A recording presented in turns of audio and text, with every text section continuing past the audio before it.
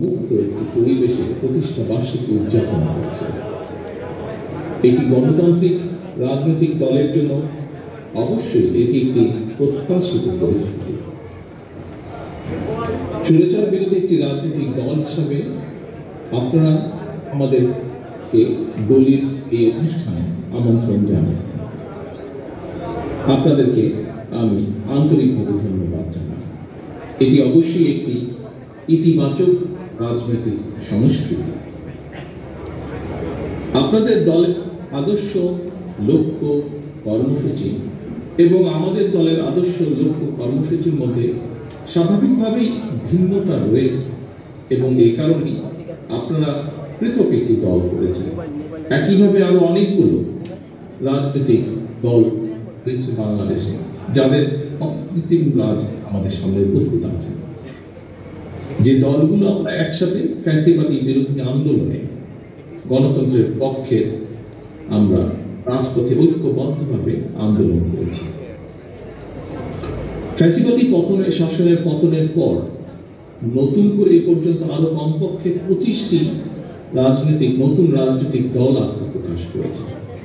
রাজনীতির ময়দানে আমরা তাদেরকে স্বাগত জানাই।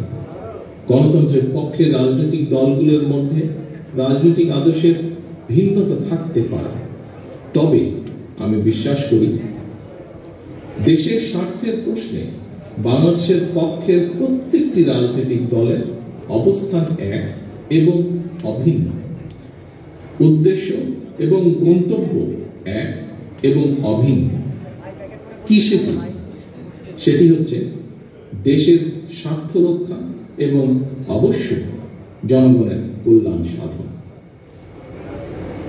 প্রিয় উপস্থিতিবৃন্দ, তবে যে রাজনৈতিক দলটি গণতান্ত্রিক রাজনৈতিক চরিত্র, গণতন্ত্র হারিয়ে স্বাধীন সার্বভৌম বাংলাদেশে ফ্যাসিবাদী শাসনের জন্ম দিয়েছিল, সংবিধান লঙ্ঘন করে মানুষের গণতান্ত্রিক অধিকার হরণ করেছিল, খুন, গুম, অপহরণ, সন্ত্রাস, দুর্নীতিতে জড়িয়ে পড়েছিল, বাংলাদেশকে একটি তাবেদার রাষ্ট্রে পরিণত করেছিল, বীর যখন রক্তক্ষয়ী গণ অভ্যুত্থানে তারা দেশ ছেড়ে পালিয়েছে। গণতান্ত্রিক আমি জনগণ দেশের স্বার্থ বিরোধী বিস্তারিত অপশক্তিকে কখনোই মেনে নেবে না, এটি আমাদের দৃঢ় বিশ্বাস। সম্মানিত উপস্থিতি, সংবিধান লঙ্ঘনকারী বিতাড়িত পতিত পলাতক স্বৈরাচার পুনরায় মাথাচাড়া দিয়ে ওঠার চেষ্টা করছে। আমাদের সংবিধানের 65-র 2 অনুচ্ছেদের নির্দেশনা হচ্ছে জনগণের প্রত্যক্ষ ভোটে সদস্য নির্বাচন। কিন্তু সংবিধান লঙ্ঘন করে এই পলাতক স্বৈরাচার জনগণের 3বার অবৈধ সরকার গঠন করে বাংলাদেশের গণতান্ত্রিক আমি জনগণ আজ জানতে চায় সংবিধান লঙ্ঘনের দায় অভিযুক্তদের আগামী দিনের রাজনীতিতে অপ্রাসঙ্গিক করে দিতে অন্তর্বর্তীকালীন সরকার কি পদক্ষেপ গ্রহণ করেছে বা নিয়েছে। ব্লেম গেম দিয়ে দায়িত্ব এড়ানোর কিন্তু কোনো সুযোগ নেই। অন্তর্বর্তীকালীন সরকার পদক্ষেপ নিতে ব্যর্থ হলে আমি দৃঢ়ভাবে বিশ্বাস করি জনগণের ভোটে নির্বাচিত সরকার আগামী দিনে অবশ্যই সংবিধান লঙ্ঘনের দায় অভিযুক্তদের বিরুদ্ধে পুনর্বাসিত হওয়ার সুযোগের অপেক্ষা। স্থানীয় নির্বাচন পলাতক স্বৈরাচারের জন্য পুনর্বাসিত হওয়ার একটি সুবর্ণ সুযোগ। যারা বলেছেন হয়তোবা তারা এই বিষয়টি বিবেচনা করেনি, আমি অনুরোধ করব বিষয়টিকে এইভাবে বিবেচনা করার জন্য। প্রিয় রাজনৈতিক সহকর্মীবৃন্দ, উপস্থিত প্রিয় ভাই বোনেরা, আমাদের দলীয় আদর্শ ভিন্ন হলেও আমাদের উদ্দেশ্য যেহেতু দেশের স্বার্থ রক্ষা এবং জনগণের কল্যাণ সাধন, সেই বাস্তবতায় একজন রাজনৈতিক সহকর্মী হিসাবে আমার কিছু উপলব্ধি সংক্ষিপ্তভাবে আপনাদের সঙ্গে আমি শেয়ার করতে চাই বা আপনাদের সামনে আজকের এই সুন্দর মুহূর্তে আমি আপনাদের সামনে উপস্থাপন করতে চাই। প্রিয় সহকর্মী, লাখো প্রাণের বিনিময়ে 1971-এর স্বাধীন বাংলাদেশ, 75-এর 7ই নভেম্বরের আধিপত্য বিরোধী দাবিদার মুক্ত বাংলাদেশ, 90-এর স্বৈরাচার বিরোধী বাংলাদেশ এবং 2024-এর ফ্যাসিবাদ বিরোধী বাংলাদেশ। বাংলাদেশের ইতিহাসের এমন প্রতিটি বাক্যে মানুষ কেন অকাতরে জীবন দিয়েছে, কি ছিল এই শহীদদের স্বপ্ন, তারা কেমন বাংলাদেশ চেয়েছিলেন? একজন রাজনৈতিক কর্মী হিসাবে এসব প্রশ্নের জবাব খোঁজার জন্য 54 বছর সময় খুব বোধহয় কম সময় না। এজন্যই আমি মনে করি শুধুমাত্র শহীদদের আত্মত্যাগকে শ্রদ্ধার সঙ্গে স্মরণের মধ্য দিয়ে রাজনৈতিক কর্মী বা নেতা হিসেবে আমাদের দায়িত্ব বোধহয় শেষ হয়ে যায় না। শহীদদের স্বপ্নের বাংলাদেশ প্রতিষ্ঠার মাধ্যমেই কেবল আমরা তাদের সুমহান আত্মত্যাগের প্রতিদান দেওয়ার চেষ্টা আমরা করতে পারি। প্রিয় রাজনৈতিক সহকর্মী এবং ভাই বোনেরা, বাংলাদেশের 54 বছরের ইতিহাসের সবচেয়ে দুটি গুরুত্বপূর্ণ অর্জন যদি আমরা এভাবে দেখি, 1, 1971 সাল ছিল বাংলাদেশের স্বাধীনতা অর্জনের। 2, 2024 সাল ছিল দেশ এবং জনগণের স্বাধীনতা রক্ষা।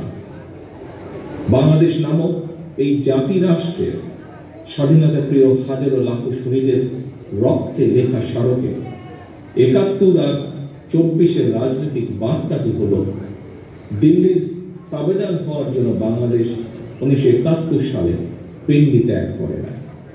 1975 সালের 7ই নভেম্বরের দেশের সিপাহী জনতাও এই বার্তাটি দিয়েছিল। গণতন্ত্রকামী জনগণের স্বাধীনতার বার্তা উপেক্ষা করে পতিত পলাতক স্বৈরাচার দীর্ঘ 1.5 দশক স্বাধীন বাংলাদেশকে তাবেদার রাষ্ট্রে পরিণত করেছে। ভবিষ্যতে যাতে আর কেউ কখনো বাংলাদেশ তাবেদার রাষ্ট্রে পরিণত করার দুঃসাহস না দেখায়, পরাজিত তাবেদার অপশক্তি তাদের দোসররা আর যেন মাথা ছাড়া দিয়ে উঠতে না পারে, সেটিই হল বাংলাদেশের আজ এবং আগামী দিনের রাজনৈতিক বন্দোবস্ত। প্রিয় উপস্থিতিবৃন্দ, প্রিয় রাজনৈতিক সহকর্মীবৃন্দ, দেশ এবং জনগণের স্বাধীনতা সুরক্ষিত এবং সুসংহত রাখতে হলে নাগরিকদের রাজনৈতিক এবং অর্থনৈতিক ক্ষমতা নিশ্চিত করাটাই হতে হবে প্রধান অগ্রাধিকার। জনগণের রাজনৈতিক ক্ষমতায়নের অন্যতম পূর্ব শর্ত হচ্ছে স্বাধীনভাবে প্রতিটি নাগরিকের স্বাধীনভাবে ভোট প্রয়োগের নিশ্চয়তা বিধান। স্থানীয় সরকার থেকে জাতীয় সংসদ পর্যন্ত প্রতিটি স্তরে নাগরিকদের প্রত্যক্ষ ভোটে জনপ্রতিনিধি নির্বাচনে গণতান্ত্রিক রীতি প্রতিষ্ঠিত করা গেলে যারা জনপ্রতিনিধি হতে চান তাদেরকে নিশ্চিতভাবে জনগণের রায় মুখোমুখি করে দেওয়া সম্ভব হবে। এই প্রক্রিয়ায় নাগরিকদের রাজনৈতিক ক্ষমতা নিশ্চিত হতে থাকবে। ধীরে ধীরে জনপ্রতিনিধিরা জনগণের কাছে জবাবদিহিতা করতে বাধ্য হবে। কারণ আমাদের মনে রাখা প্রয়োজন মনে হয়, কিতাবী কিংবা পুঁথিগত সংস্কার দিয়ে স্বৈরাচার বা ফ্যাসিবাদ ঠেকানো যায় না। সংবিধান বা আইন না মানের কারণে মানুষ ফ্যাসিবাদী হয়ে ওঠে। জনগণকে রাজনৈতিক এবং অর্থনৈতিক ক্ষমতা নিশ্চিত করা না গেলে শেষ পর্যন্ত কোনো সংস্কারই বোধহয় টেকসই হয় না। এ কারণে রাষ্ট্র রাজনীতির গুণগত সংস্কার এবং নাগরিকদের রাজনৈতিক ক্ষমতায়নের লক্ষ্যে একটি রাজনৈতিক দল হিসাবে বিএনপি সবসময় জনগণের সরাসরি ভোটে নির্বাচিত জনপ্রতিনিধি, নির্বাচিত জাতীয় সংসদ এবং নির্বাচিত সরকার প্রতিষ্ঠার দাবি জানিয়ে আসছে। প্রিয় সহকর্মীবৃন্দ, রাজনৈতিক দল নির্বাচনের দাবি জানাবে, এটি স্বাভাবিক গণতান্ত্রিক রীতি। অথচ আমরা খেয়াল করছি গত কিছুদিন ধরে অত্যন্ত সুকৌশলে দেশে এমন একটি আবহাওয়া তৈরির অপচেষ্টা চলছে যেখানে নির্বাচন অনুষ্ঠানের দাবি করাটাই যেন একটি অপরাধ। জাতীয় নির্বাচন অনুষ্ঠান নিয়ে অবজ্ঞা সূচক বক্তব্য মন্তব্য কিন্তু পলাতক স্বৈরাচারকে আনন্দ দেয়। অপরপক্ষে এটি গণতান্ত্রিক এবং জনগণের জন্য কিন্তু অপমানজনক। রাষ্ট্র রাজনীতি মেরামতের জন্য সংস্কারের কর্মযজ্ঞ চলছে, তবে চলমান সংস্কার যদি রাজনৈতিক দলগুলো নির্বাচন অনুষ্ঠানের দাবিকে অবজ্ঞা করতে হয়, প্রলুব্ধ করে, তাহলে সংস্কারের তাৎপর্যটা কি? এটি বহু মানুষের প্রশ্ন আছে। দেশের প্রতিটি রাজনৈতিক দল সংস্কারের পক্ষে, তারপরেও সংস্কার নিয়ে অন্তর্বর্তীকালীন সরকার কেন এত সময় ক্ষেপণ করছেন, এ নিয়েও জনগণের মনে ধীরে ধীরে প্রশ্ন বেড়েই চলেছে।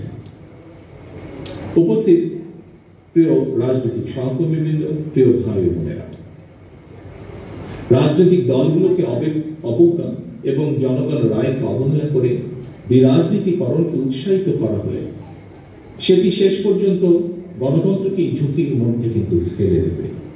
অন্তর্বর্তীকালীন সরকারের প্রতি আবারও আজ এই অনুষ্ঠানের মাধ্যমে আহ্বান জানিয়ে বলতে চাই, সুনির্দিষ্টভাবে জাতীয় নির্বাচনের রোডম্যাপ ঘোষণা করুন। রাজনৈতিক দলগুলোকে, প্রিয় সহকর্মীবৃন্দ, দয়া করে এই কথাটি শোনার জন্য আপনাদেরকে আমি অনুরোধ করব। বিশেষভাবে রাজনৈতিক দলগুলোকে জনগণের আদালতে মুখোমুখি করার উদ্যোগ গ্রহণ করতে হবে এবং এই উদ্যোগ গ্রহণ করতে হবে বর্তমান অন্তর্বর্তীকালীন সরকারকে।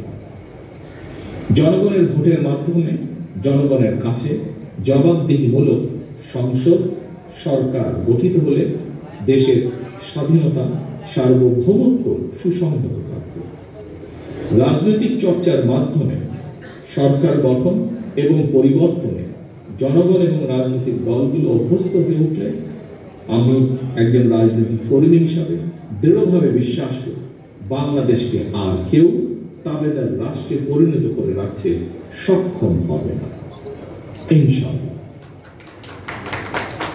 প্রিয় সহকর্মীবৃন্দ, আজকের সম্মানিত সভাপতি, এতক্ষণ আমাকে সময় দেওয়ার জন্য এবং আজকের এই প্রতিষ্ঠা বার্ষিকী এই অনুষ্ঠানে আমাকে বক্তব্য রাখার সুযোগ দানের জন্য আমি আমার দলের পক্ষ থেকে আবারও আপনাদেরকে আন্তরিক শুভেচ্ছা এবং আজকের এই আপনাদের প্রতিষ্ঠা বার্ষিকী আমার বাংলাদেশ পার্টির প্রতিষ্ঠা বার্ষিকীর আন্তরিক সাফল্য কামনা করে আমার বক্তব্য শেষ করছি।